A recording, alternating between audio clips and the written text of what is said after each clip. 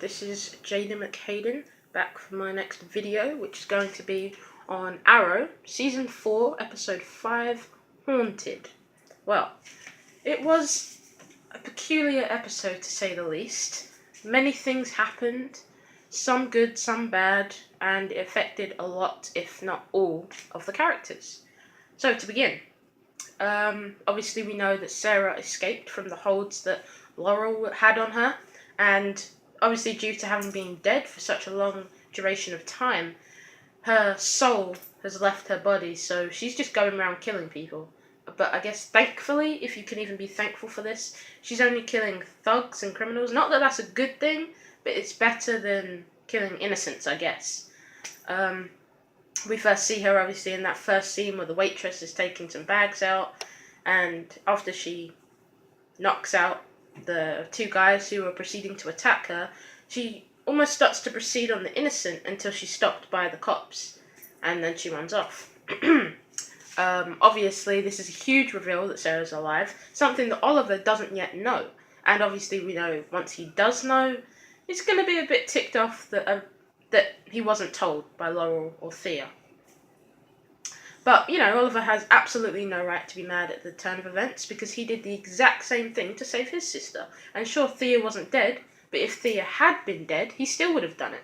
That's how much he loved his sister, and that's how much Laurel loves hers. So he has absolutely no right to be mad, something that Laurel later does point out to him in the episode. She calls him out on his hypocrisy. And I'm glad that that's mentioned, because when I was watching the episode and I saw Oliver giving, looks, I was like, I just thought, what a hypocrite, because you would do the exact same thing, and you have done the exact same thing. But yeah, so that was called out, so I'm really, really happy about that. The interactions between Curtis and Felicity are something I really look forward to in Arrow. I like it because Felicity has someone who's her level on, computers. Computers are Felicity's thing, and computers are Curtis's things. So they kind of mesh well together because, they're into the same stuff. And Felicity doesn't... Well, now that Ray is gone, even though we all know he's alive, something that I'll later bring up. But for now, even though Ray is gone, Felicity, she hadn't had anyone to really talk to about things that interest her, like computers and all that stuff, and Curtis is the perfect outlet for that because he's into the same things. And they're really funny together because they trip over their words, and yeah, it's a funny segment of Arrow, and I really enjoy it, and I hope it continues. Dark. Damien Dark. We didn't actually see that much of him in this episode because the focus was more on bringing Sarah's soul back. But we did know that Lance and Diggle teamed up to find out some information on Hive as to why they killed Diggle's brother Andy. And this is something that has been a mystery since the very beginning of Arrow. So I don't know about all of you, but I was really, really excited to finally know why Hive killed Andy Diggle. And we did. We found out it's because he was a crime lord, and the Damien Dark's association, or organisation, whatever you wish to call it, they didn't want any competition in that department. So they had him assassinated for it. Obviously this devastates Diggle because he always saw his brother in the highest of regards, and he's been searching for his killer for years. So I imagine this is going to bring out a lot of emotions and interesting interactions in Diggle in later episodes. And something I, again, look forward to because Diggle is a great character. I love him. Arrow is not Arrow without him, and he deserves to finally get answers for his brother. It's been a long time coming. Yeah. I did like the dynamic of Lance and Diggle, though, because I don't think we've ever really seen them interact in the 3 and a bit years that Arrow has been on. So it's nice to see new people teaming up because it's always nice to keep things fun and fresh and do things that we haven't seen before. So I enjoyed seeing that. Hopefully it can happen again because I liked it. I don't know about you guys, but I liked it. Obviously, the main guest star of tonight's episode was Matt Ryan, aka John Constantine. I'm sure you will remember him from the NBC show Constantine, which was unfortunately cancelled. But yeah, he's a cool guy. I don't know about you, but I haven't seen the series of Constantine. But I just thought, oh yeah, this is a cool guy. I wouldn't mind seeing him some more, whether it's on Arrow or if League of Legends of Tomorrow. Sorry, it'd be cool to see him again. I particularly like that part where Felicity's like, "What do you need this dead peacock feather for?" And he just does it. He just needs it to scratch his back. A little bit of humor, and I really like that. I was like, oh yeah, I like this guy. Yeah, he's cool. And then obviously he's the reason why Sarah now has her soul, because he performed a little bit of magic to bring it back. Obviously, Constantine, Oliver, and Laurel had to travel into another dimension or something like that, or inside Sarah. I don't really know the particulars. To retrieve her soul, they literally had to battle for it. And they won, obviously, because Sarah is later reunited with her soul. So that's good. Yeah, and we also got to see the flashbacks of how Constantine and Oliver met, which was, of course, on Lian Yu. Oliver saved Constantine's life, and for that, Constantine owed Oliver a debt, which he repaid which he repaid in Wednesday night's episode. So that was good.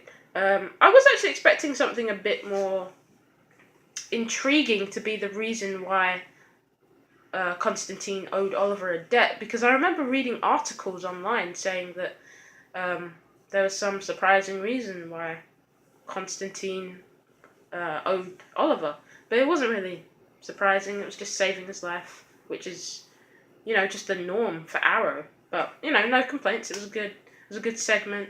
It actually gave the flashbacks some meaning for once, because I feel like the same thing with season 3, and from episode 1 of season 4 of Arrow to now, the flashbacks have just been pointless and a boring waste of time. I'd rather focus on the present. But in this particular episode, the flashbacks actually had a point to them, and it made me interested in the flashbacks for the first time in about a year and a bit. So I was glad that happened. Obviously, towards the end of the episode, actually at the end of the episode, there was that big reveal that Ray Palmer is in fact alive, and I know that's going to be an emotional time for Felicity, because we all know how much Ray means to her. Not in a romantic way now, because she's happy with Oliver, something I love, because I'm a big Olicity shipper. But obviously Ray Palmer is really important to her, and finding out that he is alive, that is just going to turn things on the head. I know in the next episode, episode 6, Lost Souls, it's going to create some serious tension between her and Oliver. Something I'm actually looking forward to, and I say this because Felicity and Oliver, since season 4, they've been on great terms, which is fantastic. But obviously, in all couples, fights arise, and obviously Ray Palmer is going to be the source of this tension. So I'm looking forward to seeing how they come back together, probably towards the end of the next episode. And I know Felicity's going to blame herself, because I don't know if you all saw the New York Comic Con trailer for Arrow. We saw her blaming herself, which it's not her fault, But I know she's going to do whatever she can to get him out alive and safe, which we know he will be, because next year, 2016, he, along with Sarah, will be starring in Legends of Tomorrow, something I'm really excited to see. So yeah, a lot of things happened in this episode, and I think it's safe to say that each and every character was affected by the events. Sarah, because she got her soul back. Laurel, because her sister got her soul back. Lance, because he still had to work undercover with Dark, and his daughter got her soul back, which is fantastic. He loves his daughter so much. There's not a thing in this world he wouldn't do for them. Oliver, he found out that Sarah's alive. He got called out on it, which is good. And we got to see some Constantine and Oliver interactions. Thea, obviously, seeing Sarah was a big reveal. Seeing her being attacked by Sarah was a big thing, obviously. And Thea completely understands, because even though Malcolm pulled the strings, Thea is physically and literally the one who killed her, so she can understand Sarah's rage. The same rage that she feels towards Ra's al Ghul, even though he's dead, so she can't do anything about that. Felicity was obviously affected by the reveal of Ray Palmer being alive. Diggle, he found out who and why his brother was what and why his brother was killed. Some big themes that have been running through Arrow for the past 3 and a bit years. So it was nice to see that come to a head, and see what Diggle's going to do going forward is something that intrigues me deeply. And that's it. It was an okay episode. It's not the best. I've seen better episodes, but it wasn't bad.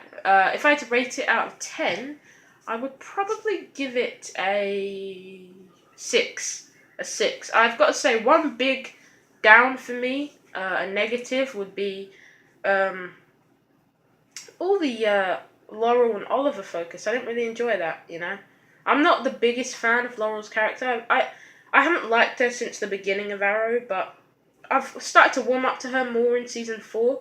But I have to say, in general, I don't really like seeing her in scenes with Oliver, because they just get... They're coming redundant to me, so... Yeah. But I understand why Arrow has to do that, because Laurel is the Black Canary, Oliver is the Arrow, so they do have to have some interactions. I completely understand that. I'm just saying, from my point of view, I don't particularly enjoy them. But yeah, that's it. This is Jada McHayden. I will see you next time for my next video, and thank you for watching.